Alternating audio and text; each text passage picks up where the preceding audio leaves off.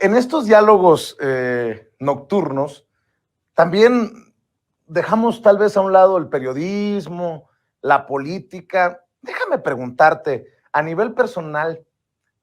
¿no te terminó desgastando el proceso, ya no digo del Chapo Guzmán porque ya tiene rato, pero el de Genaro García Luna, las desmañanadas, el estar consumiendo tantos detalles, tanta información? ¿No terminaste golpeadón con tal vez la necesidad de dar dos pasitos atrás y desintoxicarte, Jesús? Bueno, literalmente me enfermé cuando terminó el proceso. O sea, era tal la adrenalina que vas acumulando durante todo el proceso. Al siguiente día tuve un proceso de entrevistas y tenía que entregar varios reportes. Y luego el segundo día, que me había tomado yo como un día libre, me enfermé y me enfermé mi fin de semana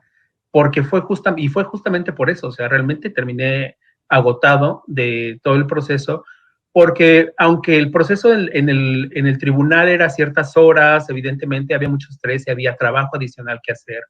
y que, bueno, yo estaba haciendo y también tenía otras colaboraciones que me parecía importante, que era necesario hacer por cómo se estaban llevando las coberturas también, y yo creo que era importante como abrir las voces y como dar información que era necesaria. Y la gente lo estaba agradeciendo y me pedía hacerlo, y yo creo que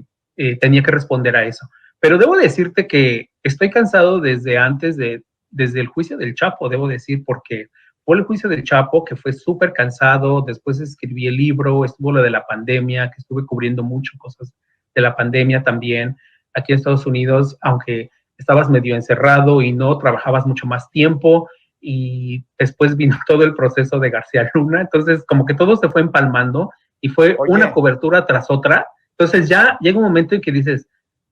estoy realmente agotado, realmente agotado. Si escribiste un libro sobre el proceso, el juicio contra el Chapo Guzmán, ¿podemos esperar un libro sobre el señalado como el juicio del siglo?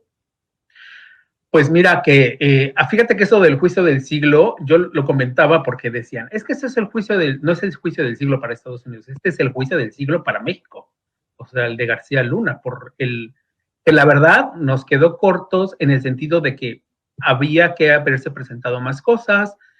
que yo sí las esperaba también, lo he dicho en todas las entrevistas, y repito, no porque fuera insuficiente lo que se presentó, porque el jurado determinó que fue suficiente para lo que tomaron la decisión que tomaron, pero evidentemente sí. Sí me gustaría escribir algo, hay un proyecto por ahí que no puedo hablar sobre el respecto, pero pues hay intenciones. También es como, se tiene uno que esperar como los procesos. Por ejemplo, en el caso del Chapo mi libro no es una crónica del juicio del Chapo, porque ya otros colegas habían escrito muy buenas crónicas al respecto, y cuando tenía esa oportunidad de hacerlo, yo dije, no puedo hacer lo mismo porque es como repetir y es absurdo, aunque sea una perspectiva distinta. Pero entonces encontramos una beta distinta que era explicar un poco cómo se construyó el juicio, el caso particularmente a García Luna, y que abogados lo leyeron y les ha gustado cómo está narrado de algún modo, y eso pues para mí también es, pues,